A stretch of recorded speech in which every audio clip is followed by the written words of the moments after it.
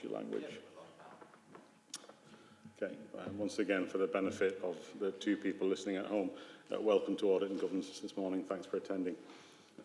First item on the agenda is to take apologies. Are there any? No apologies, thank you. The next item on the agenda is to introduce late items. I do have a late item to introduce. This is that I will be introducing a late item in the Council's regarding the Council's complaint letter to EY. The reason it's being brought as a late item is that there's been an update since the agenda was published last Tuesday. The late item will be considered in private session under paragraph 3 of Part 1, Schedule 12A of the Local Government Act 1972 and will be heard at the end of today's agenda. Okay, next item on the agenda is to receive declarations of interest. Are there any? No declarations, thank you. Item number 4 on the agenda is to approve the minutes of the meeting held on the 12th of June 2024. Thank you, Councillor Bolton. Thank you, Councillor Wright.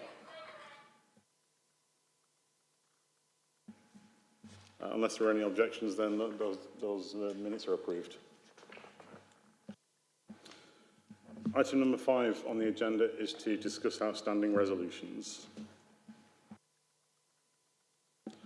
We've all had a copy of the outstanding resolutions. I do have a brief update for discussion in this committee today. There's a couple of options that we have to discuss between us right now. In view of the length of the outstanding resolutions and the material impact of some of them, we've hit a point now where we need to consider calling in officers who are not appropriately responding to those risks. Therefore, the proposal is one of two. The first proposal is in our next session, we invite the 2 officers responsible for the oldest or most significant risks into committee to account for the delay.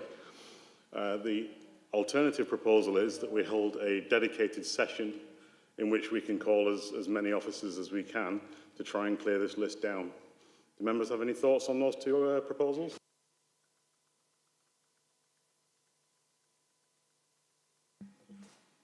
I would just thought that, given the numbers and the X things, it might be worth having a separate session, to be honest. But it's my personal view. But.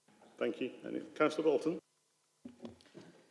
Yes, Chair. I was going to say, because of the workload at these normal meetings, I think it would be unpractical to do the interrogations, as you've just outlined, at a normal meeting. We do need, I think, a special meeting to give it due attention.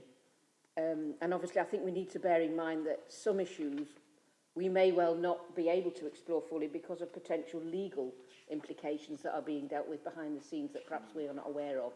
So I just think we need to obviously have a sensible approach and perhaps not be too frustrated if we can't perhaps have all the details diverged because of the possible legal implications. Thank you. Thank you. It's good advice. Any other thoughts? Yes, Mr. Don. Yeah, I think a separate session would be useful. When I was going back through the resolutions, you know, the PCI audit from 2018, we still haven't found out who's responsible for it, let alone call them to the meeting. And I think we just need to have that separate session, and it'd be really useful to get some traction on these issues. Thank you. Councillor Wright. Yeah, and later in the agenda there's an item on outstanding issues from an internal audit as well. It might be helpful if we could combine the two, because I think it's got to the stage with some of those actions that we need a similar approach to. Okay, thank you. Any more thoughts? All right. Do we have a mover then that we should hold a dedicated session to clear down these, paying sensitive attention to legal issues? Yes. Thank you, Councillor Bolton. Anyone second that? Thank you, Councillor Repton. All in favour? That's unanimous. Thank you. Okay, having discussed that then, does anybody have any thoughts, observations or questions on the current outstanding resolution list?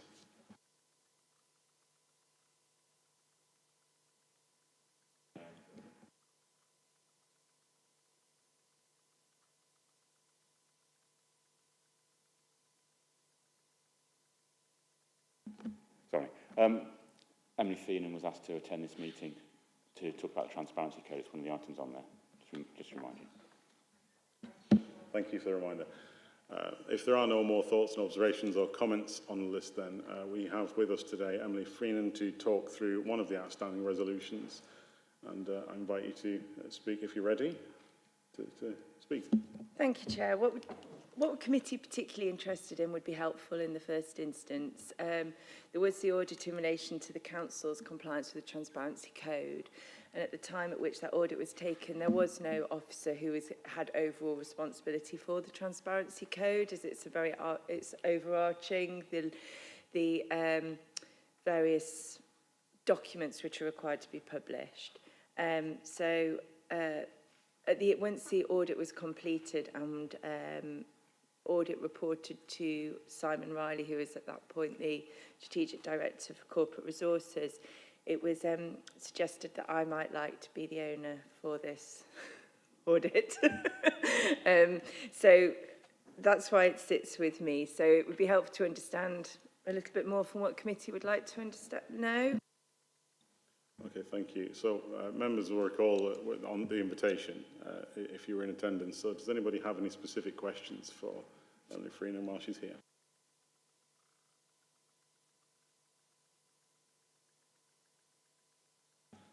Primarily the issue was who owns it, and so that's been delightfully answered already. But did you have a question, Mr. Donald? Yeah, I think it was who owns it, and also, from memory, the actions relating to it were long overdue.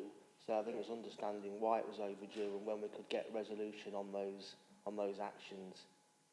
I think the point particularly with this recommendation is that in the most cases we are already publishing the information in accordance with the code. It's not that we aren't complying with the requirements of our code. There are a few areas where we need to need better processes for publication of information, for example, grant funding arrangements. That's quite tricky for us to collate that information for publication, but in the majority of cases we are complying with our obligations. The majority of the recommendations were more around having a clear owner and a clear process for sort of overarching management of the code, of our compliance with the code, rather than our ability to comply with it. I've been working with Richard and Christian Salt in his team to work out how we can put in place processes for that, and that work is ongoing. Thank you. Go ahead. Just a slightly different one, Emily. On that same page, the two down from that, I suspect I know what the answer is, but have you got that? No, sorry, oh, sorry. It's I'm not quite sure where we are on the papers. It's basically the possibility of doing a possible audit on the Sinfin waste plant and associated legal issues. And I suspect I know what the answer will be, but you're down as one of the people to deal with that for obvious reasons. Chair, do we want to deal with that now, or? I can deal with it in so much as that I can tell you that discussions are taking place. A time will come. There are legal issues right now. We cannot get into an audit right now. But time will come where any action taken in this council may be subject to audit. Yeah. Okay. Are there any other observations or comments on this specifically? Any observations or comments on any of the outstanding resolutions? Last call. Okay. Thank you for coming. And we've noted down who's owning this now and the willingness at which it was volunteered. Thank you. Thank you very much, Chair. Excuse me. Moving on then. Item number 6 on the agenda is to receive an update from external audit. Clearly, EY are not in attendance, but we do have representatives from Mazars. Good morning. There's not a huge amount of update from us at this committee since we previously met. So we've had a new government put in and a new minister for local government, which will enact the necessary changes for what's called the backstop arrangement. We're still waiting for that to come through. Until that's come through, that will affect what we do and the nature of our work and any potential timing issues. So as soon as that's come through, we will obviously discuss that with the relevant finance team, and I think your next meeting's in September. That's when we'll provide you with an outline plan, because that will actually have clear milestones that we can work to. So as soon as that's come through, you'll get more detail from us at that point. Thank you. It's good to have you here. Does anybody have any questions for external audit? But keeping in mind, of course, EY are not here. Yes, Mr. Stone. Thank you, Chair. Can Mark just clarify that that backstop date was obviously the 30th of September? Obviously, we've got a new government. So can you just confirm that it's likely to be postponed now and probably going to be the new year, that backstop date? To be honest, I can't confirm. I say it sounds bad. I can't confirm nor deny. It's still going to go through that process. We think 30th of September will be too short, because there's various consultation processes that will need to take place. So 30th of September won't be it, but what it will be, I don't know. Sorry, Chair, just a further question. This one's for Alison. So in terms of the accounts for 22, 23 and 23, 24, are you still working towards that date of that backstop date of 30th of September in terms of having your accounts ready for then?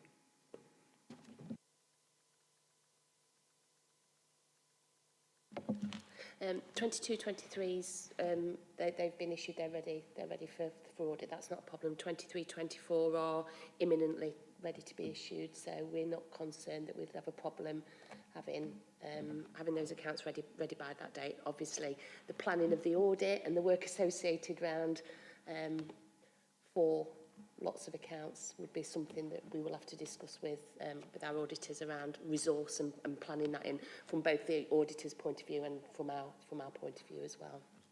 But in terms of the production of the accounts, that's not an issue. Thank you. I just wonder if, I'm not aware, but I wonder, has the new government given any indication about local government audit? I mean, not exactly number one on their list of things to do, I imagine. And I get sort of sit for updates and things. I've not seen anything. Have you seen anything? Do you have any indication of what their stance would be? I think from what we've seen so far, the build-up to the backstop was still the most appropriate solution. So not a solution everybody wanted, but it's still the most appropriate one. And therefore that would still continue to be the case going forwards in order to bring everything back on track. Because I believe that is audit reform and local audit is within one of the priorities. So we're imagining,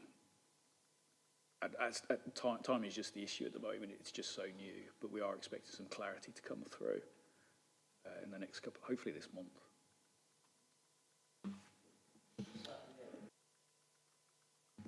I like all that. Yeah, I'm horizon scanning on it, and I have nothing to add to that. It's we're at their mercy, just waiting for updates.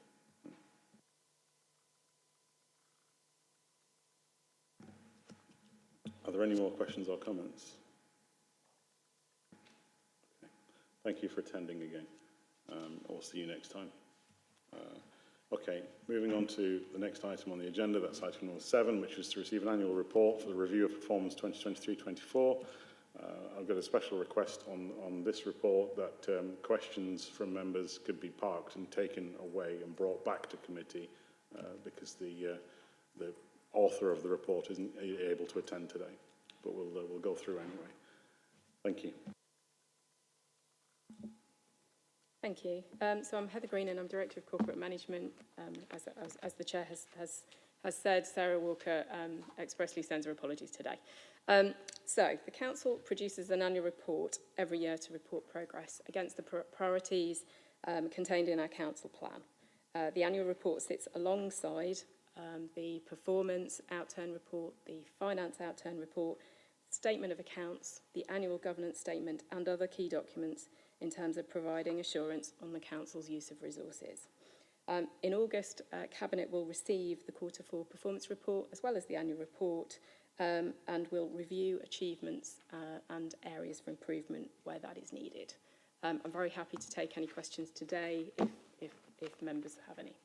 I was going to say I have received feedback from Councillor Lucy Kerr. So given the fact the documents are still draft, where possible, we're obviously happy to make any amendments if anybody has spotted anything. Thank you. Thank you. So everybody's had a copy of the report in the pack. Are there any questions or comments, keeping in mind that questions may be taken offline and responded to outside committee?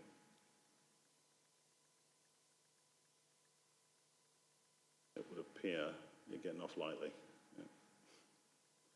Thank you very much.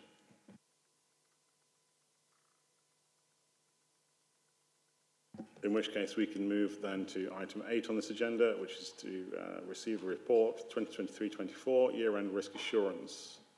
Our members have had a copy. You're here to present on this matter. Thank you.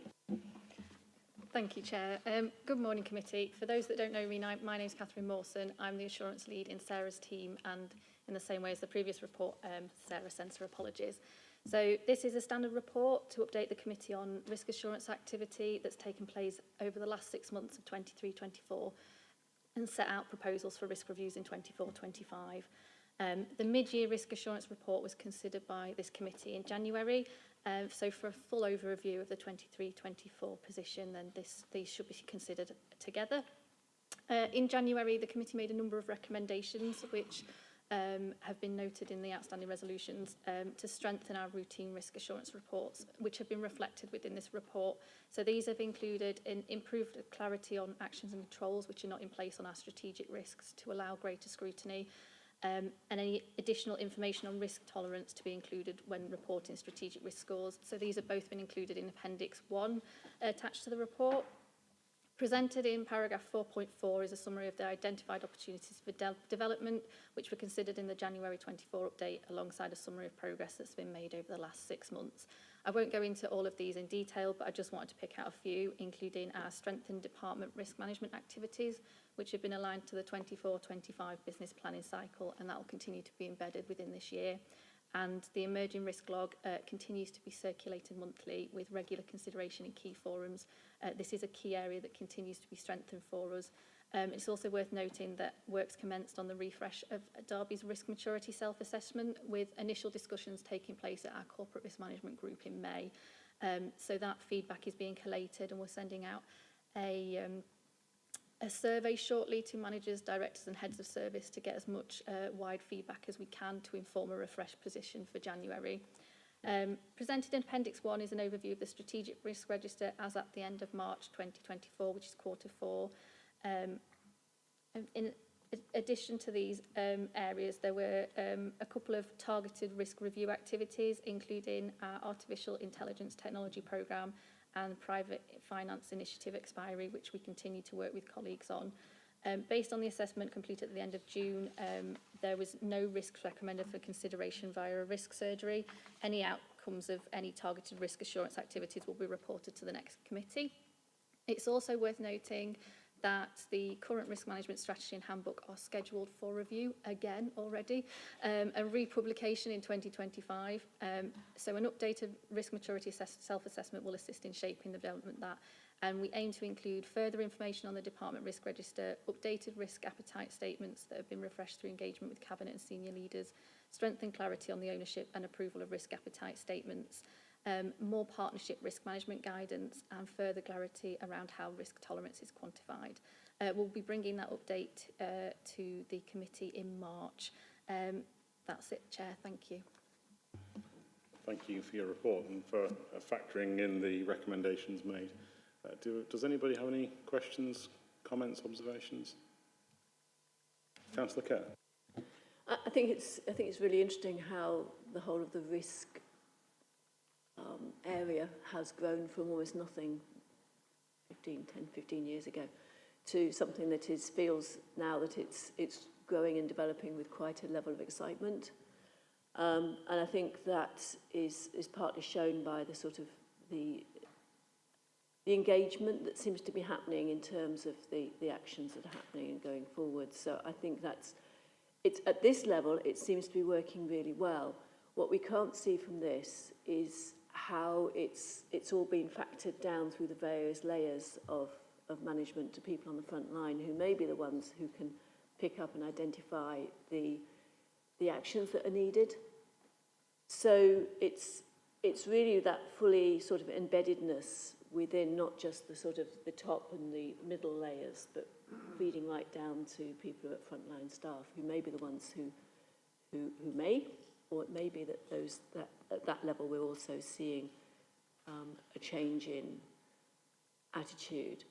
And the other thing on this, I think, would have been helpful for me to have been drawn out more clearly, is where a risk is an opportunity, and we see that in the appendix, at the end of the appendix, where we've got the risk scores of 10, but shown in green, which are seen as opportunities rather than threats. Now, I think that the AI project, yes, it is a big opportunity which we're grasping, but I think there is also a risk associated with that, and I think that maybe to show it entirely in green is maybe not the right thing. I think the same can be said, and I think it's right that it's a risk, but showing it entirely in green and without any redness to it, I don't know, maybe that's still learning about how we do this when it's got two sides to the coin. But thank you for the report. Thanks, Councillor Kerr. Yeah, I think, I mean, I've never not worked in an organisation where we've had to discuss cultures of compliance and risk and how that cascades through the organisation. So I don't suppose it's a unique problem. Are you in a position to Yeah, I'm elaborate? happy to answer that. So on the first point around how, as it trickles down through the organisation, we're hoping that with our risk maturity assessment and sending out a survey to a wide number of colleagues and asking managers to share that survey with anybody that is involved with risk management, that we will get a more wide input rather than it just being senior managers within the organisation. Also, we could do something at colleagues conference coming up to ensure we're getting that message out there more.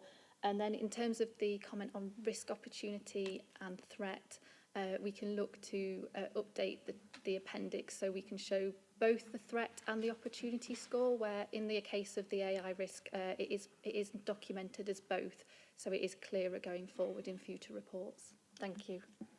Thank you. Quickly before we move on, I've seen a few hands.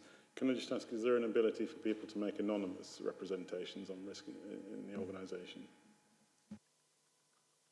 Sorry, within the survey? Across, yeah, any ability to respond in an anonymous way? Yes, yeah.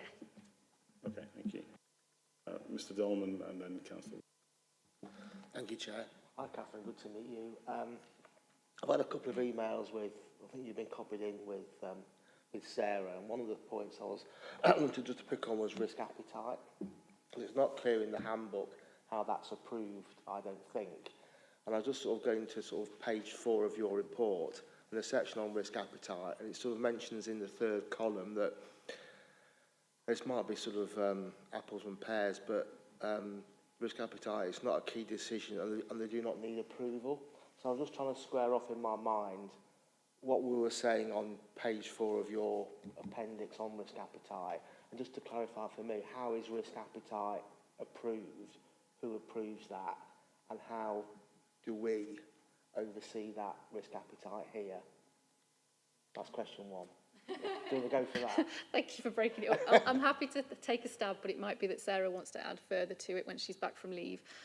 So in terms of our risk appetite statements, they're not a key decision, so they don't need to go through Cabinet for approval. We work on them being a boundary setting, so they are used as another tool to help us with our risk management.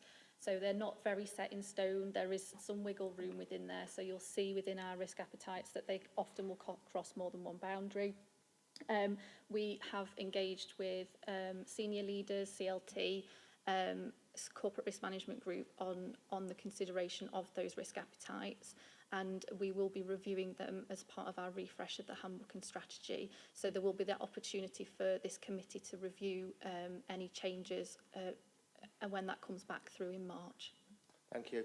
So just to follow up on that, I'm surprised that Cabinet don't oversee risk appetite in that sense. So from my previous background, the board has always formulated risk appetite and the executive discharge it. So for me, risk appetite is can mean a lot of things to many people, but it sets that framework. And if that framework moves without the right scrutiny, a lot of things follow out from that risk appetite. So, as an example, how we or don't follow up on audit actions have a different degree of risk. So what matters to one then doesn't matter to another. So I just think, you know, from my perspective, where risk appetite is approved is really important, and that's something we might want to think about or not. The second question of only three, risk maturity. I know it's being refreshed, and I think originally that was due to be done in October 2023 from my conversations with Sarah. And I just think it's not clear in here, and I think it should be. If dates have slipped, even for good reasons, I think we should highlight those. So with reading this report, it's not clear that that date's moved from where it should have been. And I think in terms of transparency, it's fine if things move, but I think it should be. I think we should say that it's gone from X to Y. Then we can ask why that is, rather than not. Would be a statement. I think it's important. Thank you for that. Heather, did you want to come back in on the point about risk appetite? Yes, I did. Catherine mentioned that there had been consultation with senior leaders. So there were specific sessions with both the corporate leadership team and the cabinet at the time. So I would argue that I think it has been agreed by senior leaders in a consultative way. I mean, I take your point about approval, but I think there's something around, can we make risk management a little bit more dynamic and engaging? And I just think the kind of, you know, are we getting into kind of formalities around approval? But essentially that those conversations have taken place, certainly when we agreed the risk appetite statement. And we are, you know, I mean, we did a session with Cabinet earlier this year, you know, as part of the risk training, where again we discussed risk appetite. So I do feel it's on the agenda with senior leaders, and we are regularly discussing it. It just needs to be explicit then how it is done. As I say, in the handbook, it's not. Okay. It's a lot about risk appetite, but there's a lot about who approves what. But that is what's missing. I think. That's fine. Point taken. Thank you. The feedback will be taken into account. I think it's a good point. It's always a tightrope between authority and expertise when it comes to risk management, but one that's being managed, and your comments will be taken into account. Thank you. So to have the final question, if that's okay. Please, yeah, go ahead. Just on the, and again, it's semi-point of detail. In the strategic risk register, you've now put on the risk tolerance scores, which I think was really good. And just to help my understanding, so you've got like a Q4 risk score and the tolerance score being less than that. I always say then that the tolerance score is what we're aiming for. Is that what it's trying to say? So technically, a risk tolerance is different to a risk target score. Yes. So a tolerance is a little bit, is where we would tolerate that risk being, rather than, it might be that the target score is lower than that, but we just include the tolerance. I think that's absolutely spot on. So what you've, again, it's not trying to close lots of work, but you've now got on the score where we are, you've got the risk tolerance score. What you've not got on that is where the target is.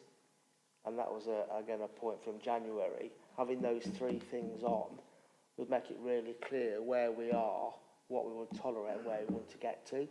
And where you want to get to is, or you know, the additional actions that we're taking. I think if you've got those three things lined up, it's really easy to then know where we are on that journey. So that would be my thought, that having another column on about the target just sees then how we are progressing towards that. Thank you, Chair. Either of you like to respond, or are we just noting the Yeah, we can take that forward, that feedback forward for future reports. Thank you. Thank you. Okay, Councillor Wilson. Thank you, Chair. Thanks, Catherine, for the report. Just an observation, really. It's just around sort of monitoring of the strategic risks in terms of, obviously, you've got the changes, the column with the changes in the last 6 months. As a committee, how do we know when they were last reviewed in terms of, are the risks reviewed monthly? Are they reviewed quarterly? How can, from here, I can't tell when they were actually reviewed and how often they're reviewed, because some risks might be reviewed more frequently than other risks. So, thanks. So within our framework, our strategic risks are monitored quarterly in the same cycle that our performance monitoring is, and all strategic risks are reported quarterly to Cabinet. So those reports are available, public reports for anyone to see, and the risk registers are also published quarterly on our internal intranet, on our risk management pages, so they're available in detail on there. We can make it clearer in the report going forward if that's needed, but it's also laid out within the framework in our risk management handbook that's the frequency of review of those risks. Thank you. Point, thank you. Mr. Sunderland. Just a couple of, in paragraph 4.8, you go into additional risks that have been assessed through targeted risk activities and things. You've got PFI, for instance, is one of the things I remember I've mentioned that on my review of accounts in the previous years. How do you introduce other aspects into that process? For instance, one of the little activities I do is I do school appeals. People spilling to get into schools and things. There's increasing pressure, well, it's getting quite ridiculous, pressure on school places across a whole range of year groups, and particularly in the secondary sector, particularly in areas in the western side of the city and the southern side of the city, where there are significant developments outside the city council boundaries. And people say, we want to get into Littleover School, we want to get into Derby Moor School because it's the best school. These pressures are getting worse and will only get worse when if the current government introduces a tax, takes away the tax break for private schools, because we're already seeing a number of people who are currently in a private school in Derby who are coming out of that private school and wanting a place in a local authority school because they cannot no longer afford the fees. And if they reduce the VAT, it's the VAT, isn't it? I think they're talking about taking away. If they increase the fees as a result, this pressure is only going to get worse. I would see this as a significant issue for the county council, for the city council, because the county is not picking up the slack, because a lot of these new houses aren't actually in the city, they're actually in the county council area, and the county council does not appear to be picking up any of the slack for school places in the western side of the city or the southern side of the city. So it seems to me a significant pressure which is only going to get worse, just in my view. I just wondered if that had been considered as a potential risk that would need to be input into the detail of things rather than the principle. As far as the principle is concerned, I think it's excellent. I think it does it really well. But it's just a for instance. How do you introduce new ones, and in particular the one that I've just mentioned about school places and the ramifications that go with it, whether people need additional support at school and all the rest of it. It's increasing the pressure. Thank you. Thank you for the question. Getting to the heart of the question, I think it was about what's the process to raise risks through the system. Would you like to respond? Thank you, Chair. Yes, I can respond to that. So we have various horizon scanning methods, including our emerging risk log, which we've worked really hard over the last year or so to embed further within the organisation. So that's circulated to leaders on a monthly basis. We've also built through things like our training programme, which we mentioned when we last came in January. we've refreshed training on risk management and highlighting emerging risks to the assurance team at that point. So we do have that process in place, and the risk that you've mentioned is captured currently on our emerging risk log. We do take that emerging risk log quarterly to our corporate risk management group, who then help to prioritise what we need to focus on. And often we will have initial conversations and come back to them later when we need to. But we do have processes in place, and we have conversations to make sure that we are focusing on the right things as we go through. So thank you. Thank you. So where's the school one got to at this stage? It's currently on the emerging risk log. Yeah, it will go to the corporate risk management group in August. So please can we then, for clarity, circulate details to members of the process to raise an emerging risk in the minutes? Thank you. Mr. Webster. Thank you, Chair. I think I'm fine with the report. I'm more interested in what we haven't received. What I'm used to in other councils, I think it's normal practice, is for the complete risk register to be brought to the committee for discussion by the members, rather than just a summary. I mean, I know it's published on the intranet, but it's not been brought here for discussion. We just see how many controls there are and what the actions are, rather than what they are. And I wonder if it could be considered for in future updates for us actually at the full risk register rather than a summary. Thank you. I believe it was a calculated decision not to bring the full register, so as to not swamp the committee. But on request, I imagine the full register is available. Yeah, it is available live now on the intranet. Due to sensitivities within the risk register, we haven't included it as an appendix due to the fact it's published publicly, but it is available for members at all times on our intranet. Just as a point on that, I don't think everybody in the room has access to the intranet. With 4 independent members who don't have access, so perhaps on request we could share the register. Yeah, absolutely, we can do that. Thank you. Yeah, so I appreciate that, but as I say, I think it's normal for it to be actually discussed within the meeting rather than just to be seen on the intranet. Thank you. Yeah, the point's noted, but equally I'm noting the concerns around publishing. Private item, Chair. Are there any more questions or observations on this report on risk assurance? Okay, thank you. In that case, we shall move on to our next report, which is item number 9 on the agenda, and this is the Counter Fraud Annual Report 2023-24. Thank you, Chair. We bring 2 reports to committee, a half-yearly report, which will be coming, I think, to the November committee, and the annual report, which looks back at last year. It covers pretty much, well, the main features really are the work that the Council's done on the National Fraud Initiative, and also the work of the Council's counter-fraud team over the last year as well, and the amount of savings that they've made through their proactive fraud work. The other thing to bring to attention as well is that the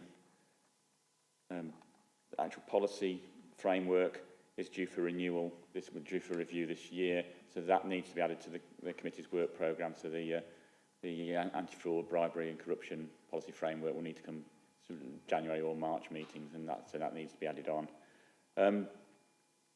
No reports of any suspicions under the Bribery Act. Surprisingly enough, we've had no disclosures under the Council's whistleblowing in 23-24. They are very much like buses, and a couple have come through in the last couple of weeks anyway. But again, that's down to legal to decide whether they are actually whistleblowing or not, or whether they can be dealt with under other Council policies.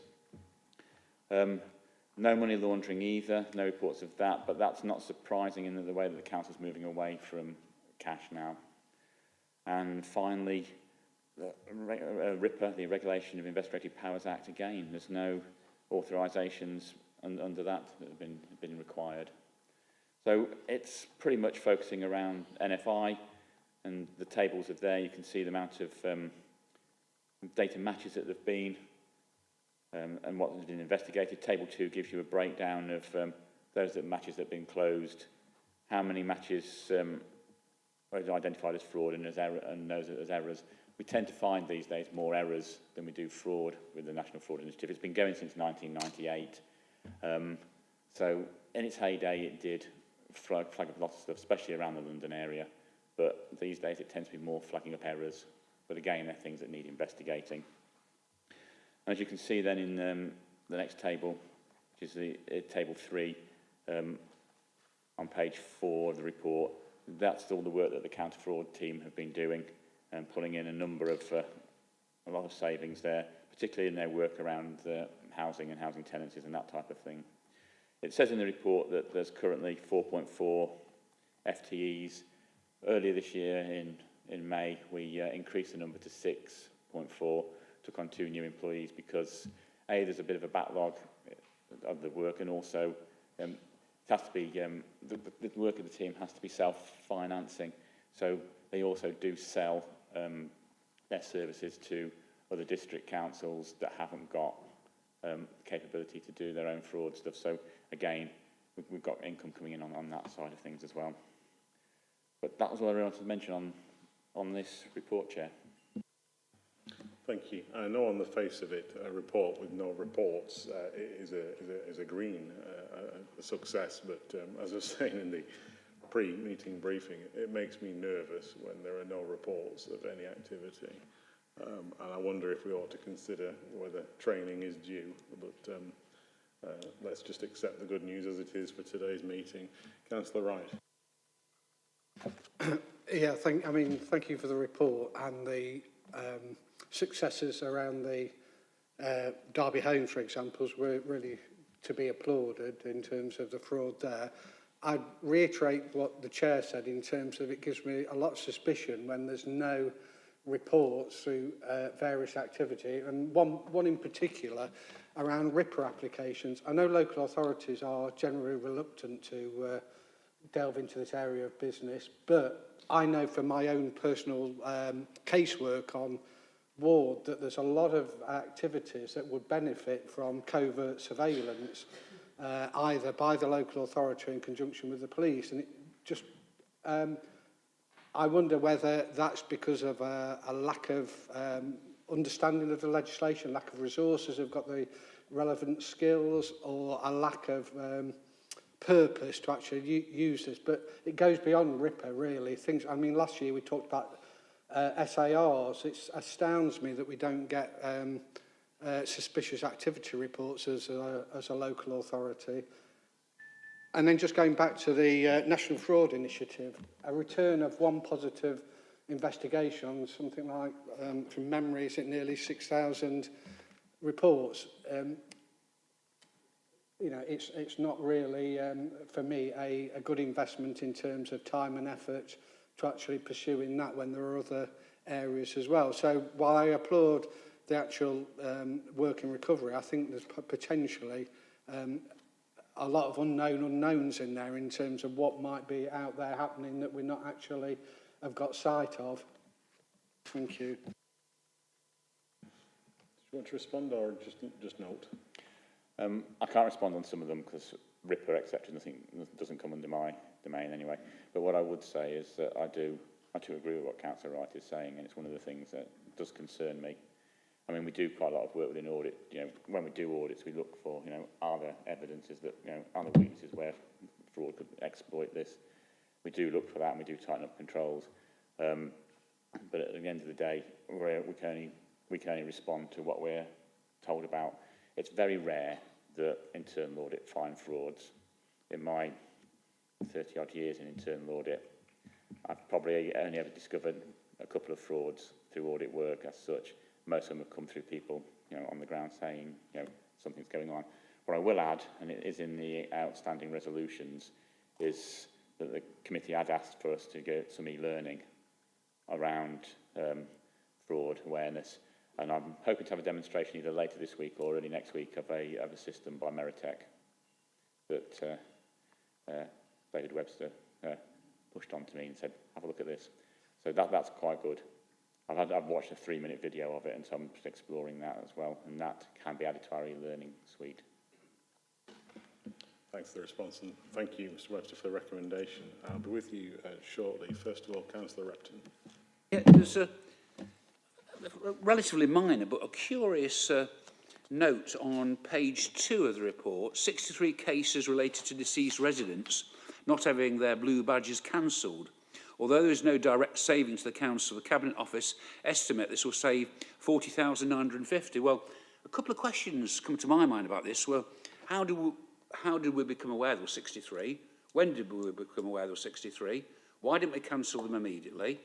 Because these blue badges have their photographs on, surely they can't be used. So I don't understand how we can estimate this at £40,950 saving, unless we're aware that they were being used fraudulently. So it just raises a number of questions. Thank you, Chair. It's an interesting point. I'm not sure that we can get an answer for you today, but that is an interesting point, and we will come back to you with a response as much as we can. Thank you. Councillor Kerr. Just on that point, I'll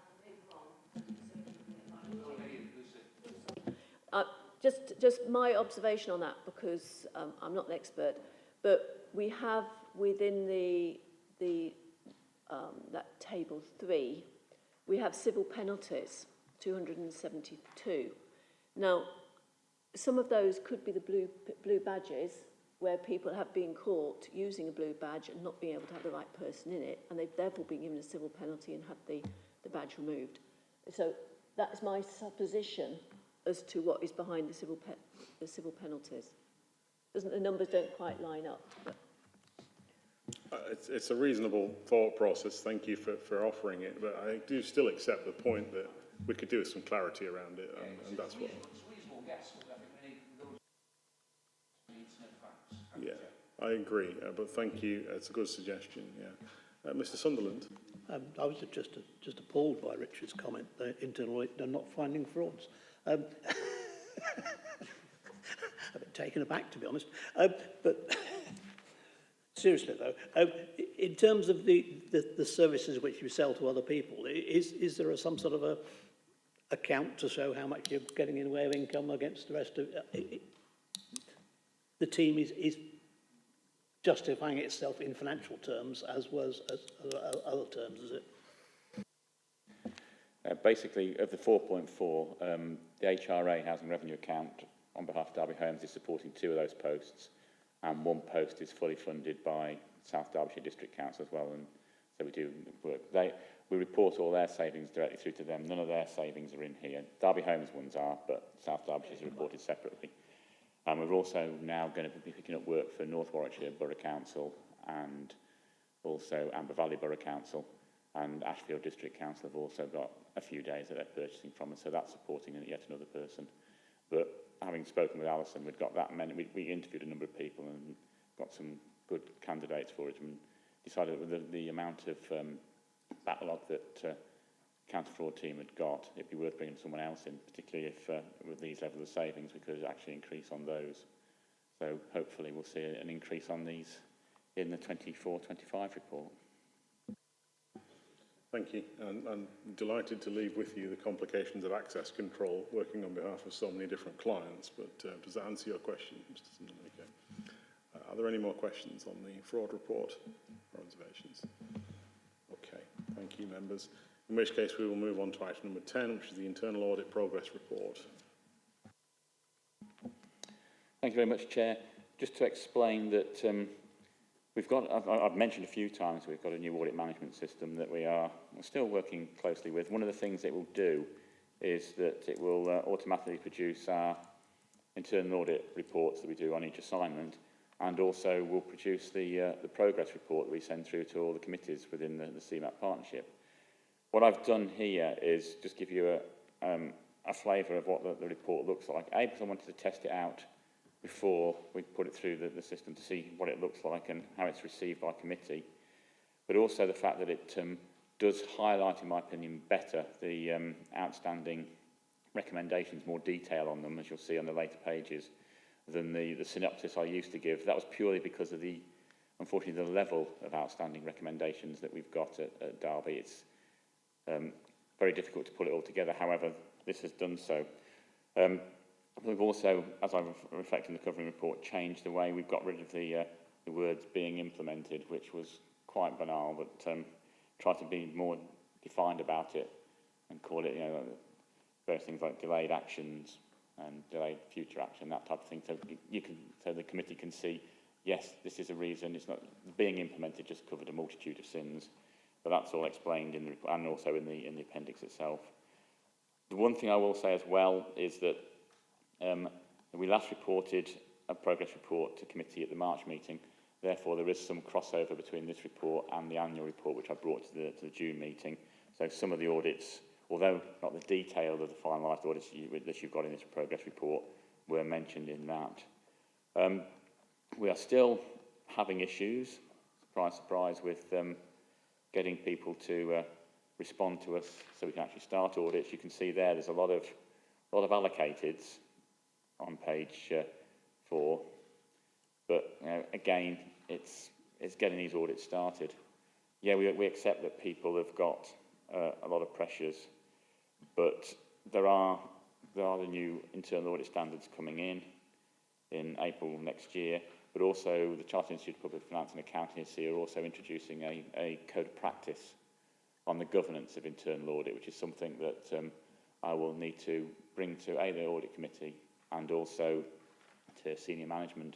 And it's looking really at how internal audit works within the individual organisation, making sure that things like audits are able to be done, and there's not delays, etc. Recommendations are being implemented and that type of thing. I haven't actually seen the actual detail of that, but the consultation on both the Code of Practice and CIPFA's Public Sector Internal Audit Standards guidance will be coming out in consultation sometime in September. And what we do know is going to be a 6-week consultation. And they are looking as well for chairs and audit committees to comment on what comes before them as well. So there will be that opportunity for the committee as well. Moving on to the actual audit coverage since the last report, you can see there on page 6 those reports that we've issued recently. 2 substantial, 3 reasonable and 2 limited. Full details are given below that for members to have a look at. I'm not going to go too much into that one, but what I will point out is that the limiteds were quite close to being reasonable, so they weren't at the bottom end of limited, which is hence why we do like the swingometer that we put in there, so you can actually see whereabouts it falls within each of the categories. We touched on recommendations earlier. Councillor Wright mentioned the fact that we should be bringing to the separate meeting, a special meeting as well, the call-in of those. And the one thing I would want to say to the committee about recommendations is, I think now we need to get more serious and start calling them in. I'm due to meet with the corporate leadership team next Tuesday to go through a few things with them about internal audit, but one of the main things will be where we are with all the recommendations. What normally happens when I appear at CLT is there's a quick rush and there's a few risk accepted audits come through. And I've brought those through to committee, so you've seen the volume of those. We brought quite a few through at that time. But unfortunately, sort of my appearance then gets pushed to the background and people forget about it. And we go back to as we were, with very few recommendations being implemented as quickly as we'd like. I mean, it's patchy across the authority. There are people out there that do a good job on implementing recommendations, but as you can see from here, we've still got them going back to 2019, which is not good enough. What I think the committee should concentrate on is those, starting at page 22, are the moderate risks. There's plenty more low risks, but it's the moderate ones the committee really need to be seeing implemented. And the way this report sets it out, as you can see, is that the oldest ones are at the top of this report, so that's where the ones we need to pick off. The other thing I would say is that we have one risk accepted. This is a very back of the poor report. Again, it's a low risk, so it doesn't concern me too much. But it's one of these where it's down to the fact that the software supplier is not playing ball with the council, so there's not a lot we can do about it. And The other thing I would do is say is Appendix 2 is a separate one. I used to include it in this, but it won't be. I have to do a separate appendix now because this will be produced by the new system. It's around our quality assurance and improvement programme. Two key things we're focusing on in that at the moment are A, getting the new audit management system fully up and running, and the second one is around the new standards that are coming in. So they're the two key areas for audit over the next few months. Thank you very much, Chair. Thank you for the report. You know, we've discussed already and resolved that people will be called in. I'd like to just make a point of clarity on the call-in, that a risk acceptance is not a get out of jail, and if there's a risk acceptance in response to a call-in, people will still need to come and account for the decision making in coming to the risk acceptance. But having said that, does anybody have any questions or comments? Councillor Wright. Yeah, probably not anything other than just reinforcing what Richard said. Well, and congratulate him for his efforts to try and do this.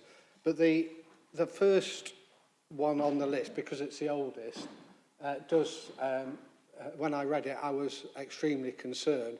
Not that it's a problem that's going to be easily solved, because I think this issue of who owns data that's potentially between like law enforcement and the local authority goes back years and years. It just surprises me that in 2024 we haven't solved that issue in Derby.